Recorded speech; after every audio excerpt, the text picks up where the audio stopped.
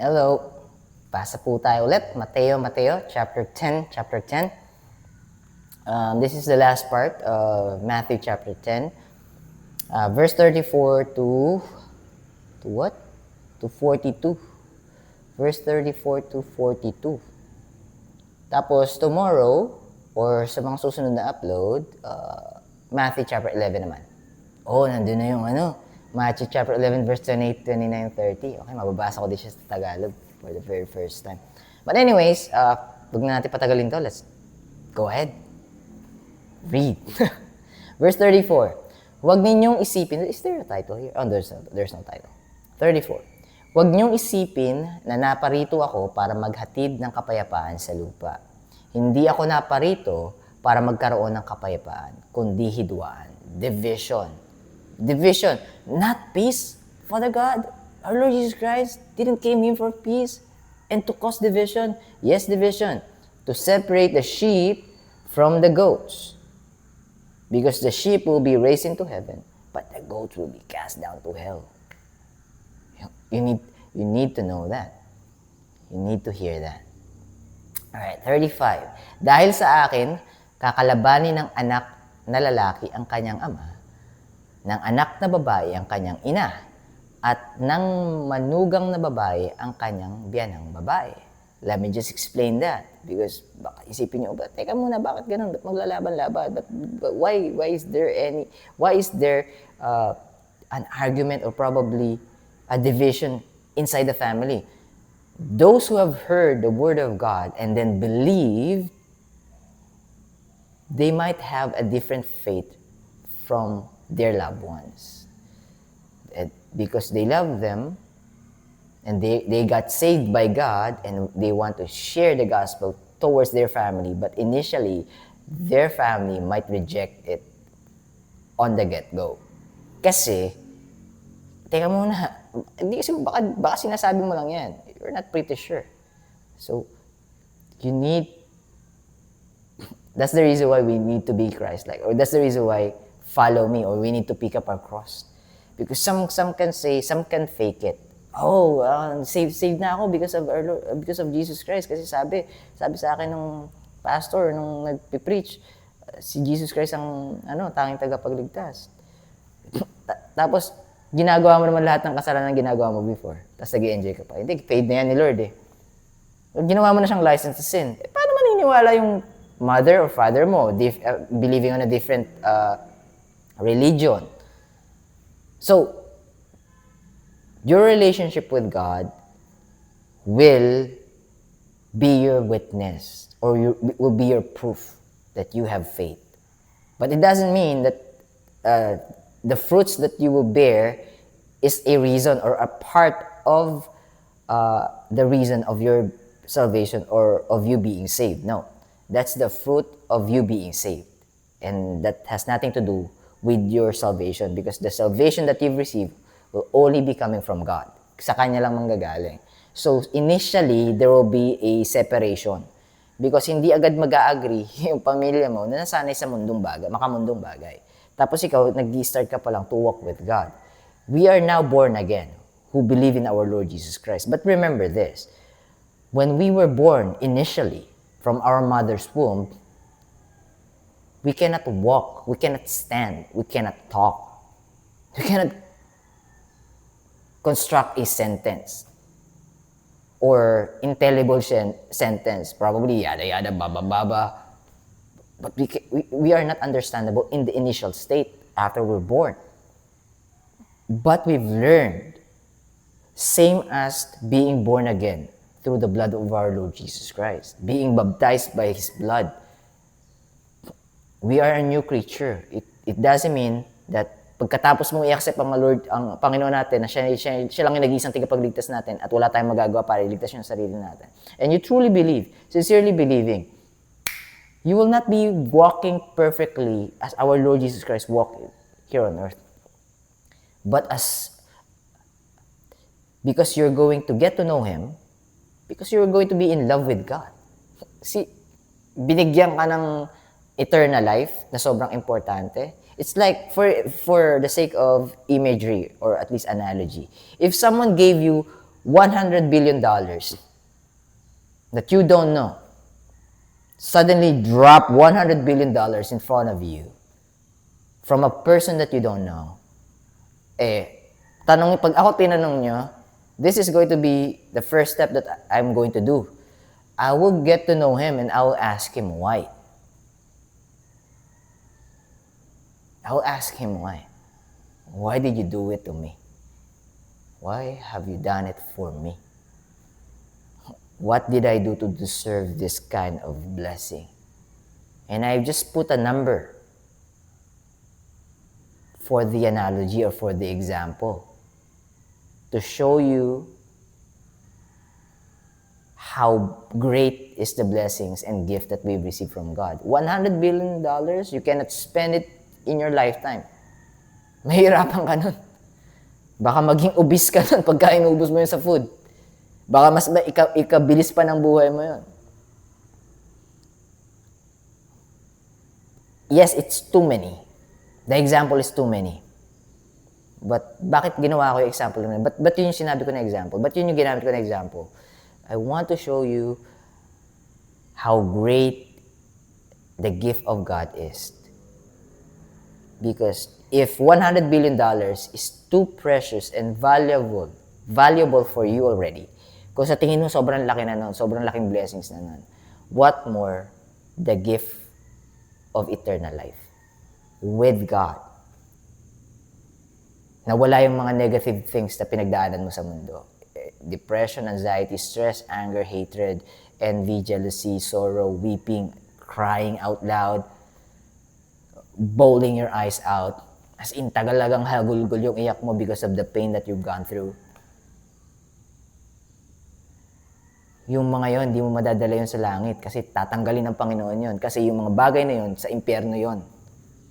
Now, if you're running away from those things, trying to unalive yourself, I hate to break it to you, but if you're going to hell because you don't allow God to save you, that's the only thing He wants you to accept. That He wants you to accept that He's the one who's going to save you and not yourselves. He will save you. But if you don't allow God to save you, it means you're separating yourselves from Him and you're going to be with Satan because you're too in love with Satan because he was able to deceive you. And those negative things, intrusive thoughts, and those negative experiences that you've encountered here on earth, 7 minutes, Satan will not tell you that you will bring it to you, that you will bring it with you. Ayaw mo nun tinatakbuhan mo nga Stress nga Bigat na bigat ka nga doon sa situation bakit hahabulin mo yun? Bakit mo pipiliin yun? Ayaw mo nga nun. And the only way, or the only reason, ang tanging dahilan kung bakit pinipili mo pa rin yun, kahit tinatakbuhan mo na, is because you don't know that that's the thing that you're actually getting. Once you perished, once you pass away, once you surrender your first life, once you experience the first death, and you are not trusting that God already saved you. And you didn't put your faith, genuine faith, sincere faith in Him.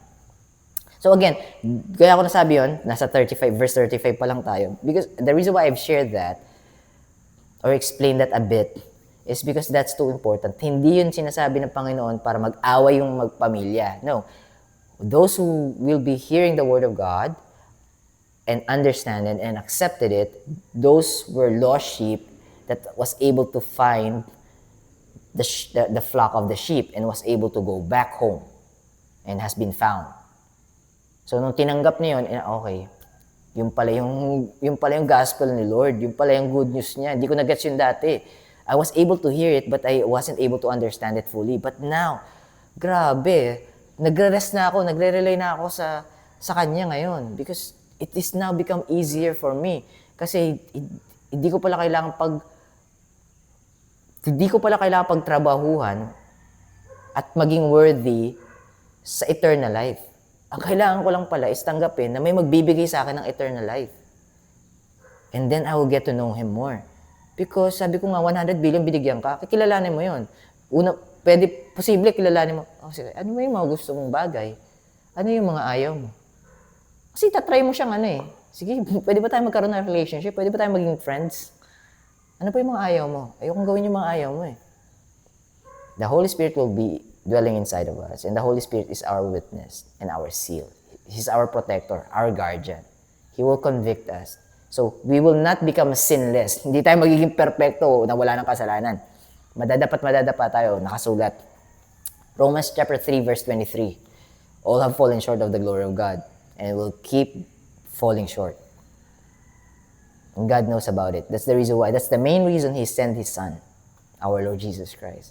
Because if we can be righteous and holy and perfect, He doesn't have to send our Lord Jesus Christ to save you and me. Anyways, initially there will be separation because ang explanation niyan is hindi naman agad-agad na yung relatives mo, lalo na ikaw yung kauna-unahan sa buong pamilya, naka-receive ng gospel at nakaunawa ng gospel. Tapos, isi-share mo sa kanila, hindi agad, magiging skeptical sila. Hindi nga nagre-reflect sa'yo eh. Pero it doesn't mean that it's not reflecting on you. Lalo you're just starting your walk. Sabi ko nga, hindi siya instant. Imposibleng instant yun. Pag instant yun, possibly, there's a higher chance. But we don't know that someone is faking it. A facade. So, hiding the bad things, using the good things. So, it will reflect on you. Following Christ, it will reflect on you. It will take time. But just hold on and just cling on, cleave on that faith and get to know God more. And eventually, the separation, possibly baka lost ship din sila. You were once lost. So you shouldn't be hating. Pagka ayaw nilang makinig sa'yo, gusto ko kayong ma-save eh, ba't ayaw nyo? Just let God do His work. Plant the seed, share the message. If it comes inside the left ear and goes out to the right, it doesn't matter. Isaiah chapter 55 verse 11.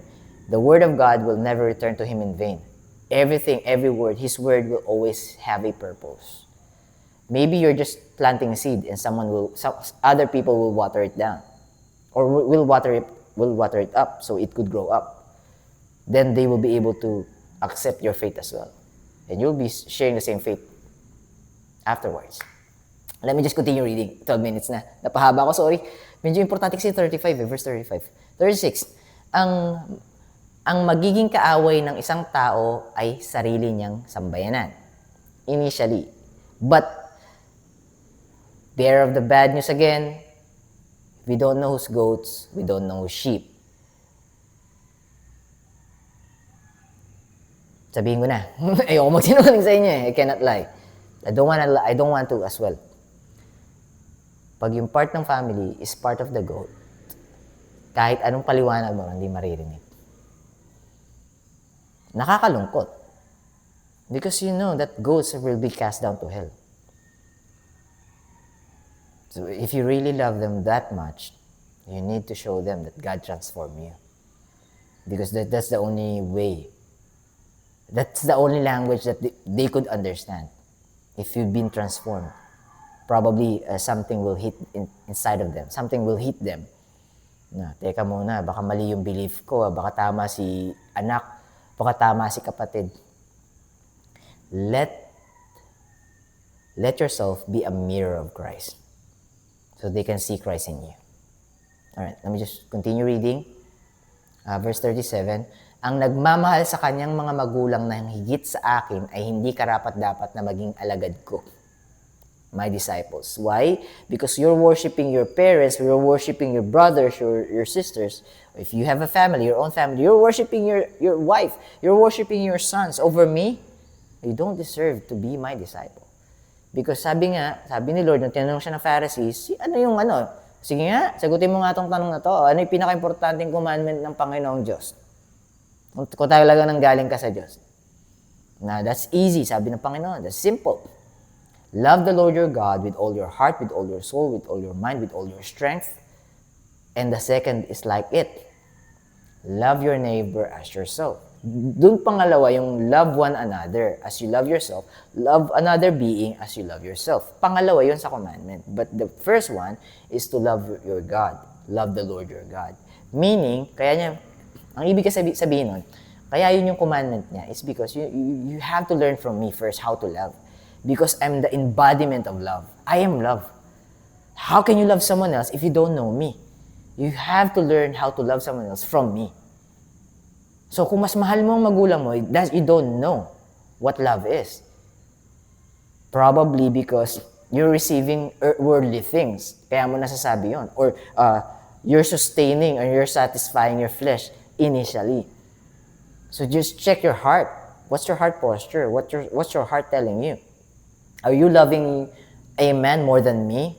Oh, you're following the wrong commandment there. Madali lang naman yung commandment ko. Just love me first so I can share with you how to love your neighbor.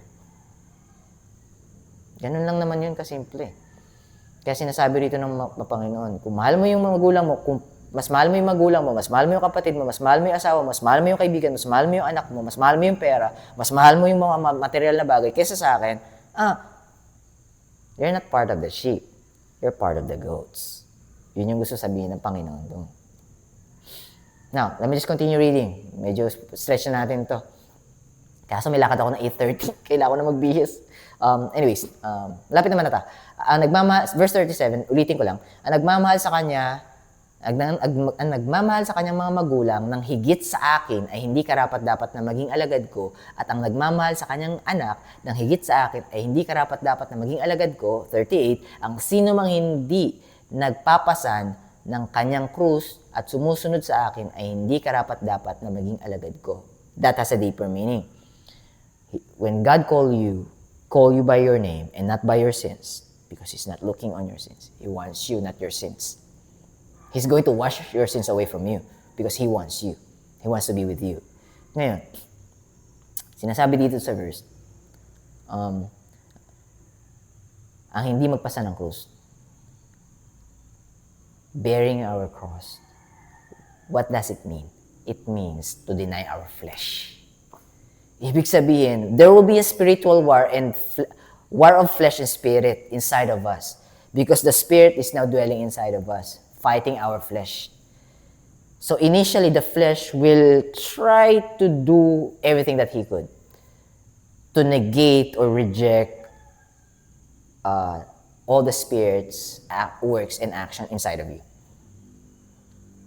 That's the reason why we need to dwell in the Word.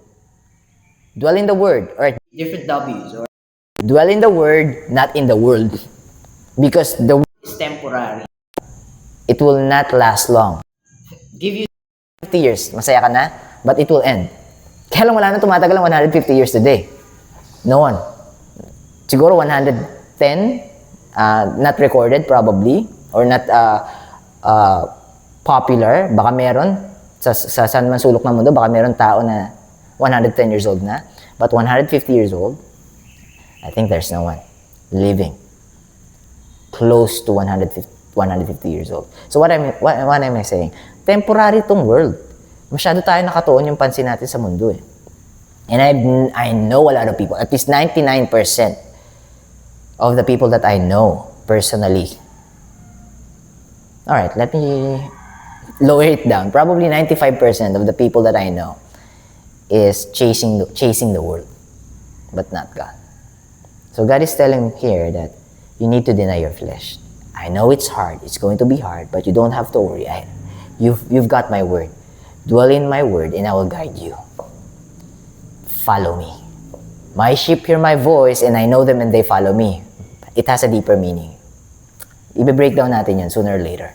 But tuloy tayo, 39. Ang sino mang nagsisikap magligtas ng kanyang buhay ay mawawala nito. Ngunit ang taong nag-aalay ng kanyang buhay alang-alang sa akin ang siyang makatatagpo nito. Same thing yun, denying yourself. Not chasing the world. Because if you found the world and if you have the world, what profit do you have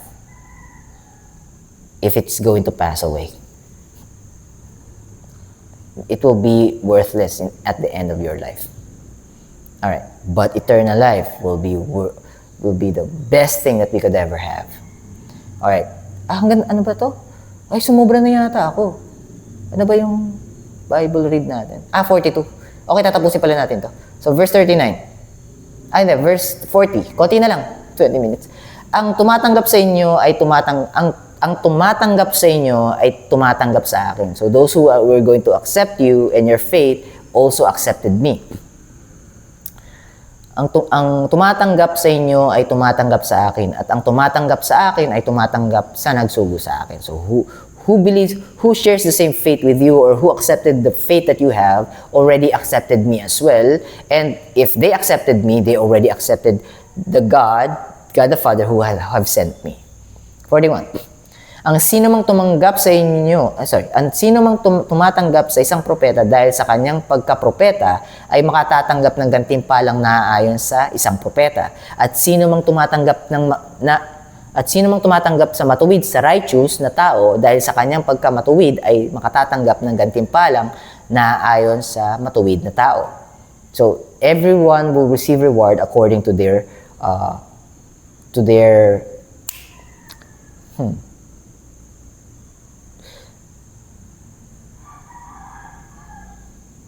God knows Ay, hindi ko mahanap yung salita He's the only one who knows who's acting who's acting in faith or who's acting fake. God knows. But each and one of us has our own rewards, depending on how God sees us. Alright? Last verse na yata tayo. Last verse. At ang sino mang magbibigay ng kahit isang basong tubig na malamig sa pinakahamak kong alagad ay tiyak na makatatanggap ng gantimpala. So, basically, as sinasabi dito, you've received eternal life, right? So, it's either you're receiving eternal life with Satan in hell, or you're going to receive eternal life with me in heaven. But you will still earn rewards depending on how I see you. Ayoko sabihin na kasi, depending on your works. Kasi hindi naman yung works ang magbibigay ng salvation. But if you are genuinely in love with God because He loved you first, and then you're doing the things that you're doing because you love Him, not because you're going to earn salvation, may reward yun. May reward siya. And God is the only one who knows if you're faking it or if your faith is genuine. Who knows? Baka pinefake ko yung faith ko. I can lie to you, but I can never lie to God. But that's our Bible read ng Mateo chapter 10. Already 22 minutes. So, share ko na lang siguro, pabasa na lang. Medyo importante itong mga verse na to. Talaga tumama sa puso ko at gusto ko i-share sa inyo. Sana makatulong din sa inyo. But I know, I'm pretty sure if you open your heart and mind and eyes sa mga verses na i-share ko, sa lahat ng nakasulat na verse sa Bible, read it, hindi masasayang salita ng Diyos Nakasulat yun sa Isaiah chapter 55 verse 11. Hindi babalik sa kanya salita niya ng walang nangyari. May mangyayari at may mangyayari. May purpose at may purpose. So, Matthew chapter 11 verse 28, 29, 30. Please read it. 2 Timothy chapter 2 verse 15 and 16. 2 Timothy chapter 3 verse 16. John chapter 5 verse 39. Hebrews chapter 4 verse 12. Ito, share ko talaga to. Hindi pwede. Kasi napaka-importante nito. Para hindi kayo madiktahan na tao lang ang makakapagpaliwanag sa inyo. Para hindi kayo ma-demoralize na hindi ko pwedeng basahin yung Bible Hindi ko naman maintindihan yan pag walang nag-explain sa akin ng Bible, hindi ko maintindihan. O kaya pagka sinabing, di mo maintindihan yung salita ng Bible, makinig ka sa akin kasi ako lang yung binigyan ng karapatan ng Panginoon para makapagpaliwanag sa inyo. If someone is telling you that, run away from them. Or before you run away, pull up Hebrews chapter 4 verse 12. For the word of God is quick, meaning alive and active, buhay. At mangungusap sa'yo. At ire-ready yung puso mo para ma-receive mo yung gusto mong malaman or kailangan mong malaman para sa walk. For you to be able to follow Him and pick up your cross, to deny your flesh. Now, for the word of God is quick and powerful and sharper than any two-edged sword, piercing even to the dividing asunder of soul and spirit and of the joints and marrow. Ano ibig sabihin nun? Lahat ng mahirap, walang mahirap sa salita ng Panginoon. Di mo maunawaan, punta ka sa salita ng Panginoon. Pag na-ready na ng Lord yung heart mo, ibig sabihin, okay, you're prepared for this verse. This verse will tell you the deeper meaning because I'm the one who's going to provide it to you. You cannot achieve or attain or earn the wisdom, but you will be able to receive it from me. You'll be able to receive it from me. So how can you know? How can you receive the wisdom from me? JB, I have to read the Word. Or I have to listen to someone who's actually reading the Word and not going against the Word. So how can you know if the person who's talking is going against the Word of God or not? Now, you need to read the Word. You have to. And last line of Hebrews chapter 4 verse 12, and the Word is a discerner of the thoughts and intents of the heart. Even the intents and thoughts of the people who's talking to you, you'll be able to discern using the Word. And the Word itself, you'll be able to discern using the Word itself. Kasi nga, John chapter 1 verse 1, in the beginning was the Word, and the Word was with God, and the Word was God. And the Word was made flesh and dwelt among us, and we beheld His glory, the glory as of the only begotten of the Father, full of grace and truth. What's the meaning of that? It means that the Word that you're reading, even it has been translated. If you want to read the old manuscript, the original lexicon, yung original na pagkakasulat na ginamit na Lemgay, go ahead if you can understand it. But if you don't know how to read those original lexicon, you can read the translation for you to be able to get through the words. But because the word that you're reading, the word that we're reading, the word that we've read, it's in Tagalog, right? It's the Word of God. Now, prove me wrong. Paano mo mapuprove wrong? So, pick up mo yung mga verses na binasa natin, then punta ka dun sa website kung saan yung original na Koine Greek language, yung mga translation tinatapat dun. So, ibig sabihin, binibigay yung translation ng words na ginamit. So you can be doing your own research. Di ba? Para hindi ka malinlang. But what I'm trying to say is, the Word of God will not lie to you. But my heart could lie to you. And your heart as well. Because in Jeremiah chapter 17 verse 9, si Satan, dinidistract ako. Jeremiah chapter 17 verse 9. The heart is deceitful above all things, desperately wicked. Yung first line nga the heart is deceitful above all things. Ano ibig sabihin nun? Mas deceitful pa yung heart sa pinaka-deceitful na tao na kilala mo. Or na bagay na pwedeng manloko sa'yo. Mas deceitful pa yung heart. At mas masakit pagka yung heart mo na-deceive sa'yo. Pinapaisip, si Satan kayang i-manipulate yung heart mo. Kaya niya i-persuade yung heart mo to do His bidding. So don't lean on your own understanding, and especially on your heart, but lean in God's understanding. Proverbs chapter 3 verse 5. 5 to 7 yata, 5 to 6. Yan, ano pa ba? Yeah, Hebrews chapter 4 verse 12, no? Tapos, nasabi ko na yung John chapter 10 verse 27, 28 yata. So, James chapter 1 verse 19. Wherefore, my beloved brethren, let every man be swift to hear. 2 ears, right? 2 ears. Hindi isa, pero dalawa. Swift to hear, quick to listen, slow to speak, one mouth, slow to wrath, slow to anger. Yung translation. And James chapter 4 verse 7. I will end with this verse. Submit yourselves therefore to God, resist the devil, and he will flee from you. So kasama na rin yung pick up your cross and walk and follow me. Denying the flesh, right? So it's like denying the devil as well because the devil could work on your flesh. Yun na lang muna siguro. 29 minutes, God bless you. Keep safe. I'll be seeing you when I see you. Bye for now.